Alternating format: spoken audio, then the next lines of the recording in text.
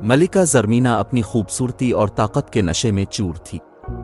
उसका गुरूर इतना बढ़ चुका था कि वो खुद को आसमान की शहजादी समझने लगी थी।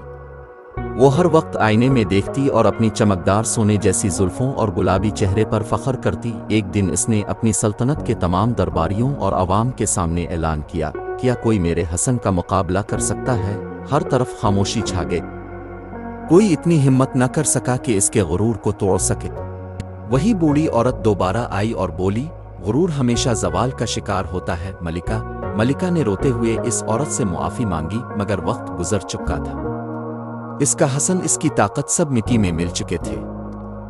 गिल्ली सुबह जब मलिका बेदार हुई, इसके जिस्म में अजीब सा दर्द था। वो बिस्तर से उठने लगी, मगर जैसे वही बूढ़ी औरत दोबारा आई और बोली, गुरूर हमेशा जवाल का शिकार होता है मलिका। मलिका ने रोते हुए इस औरत से मुआफ़ी मांगी, मगर वक्त गुजर चुका था। इसका हसन, इसकी ताकत सब मिट्टी में मिल चुके थे।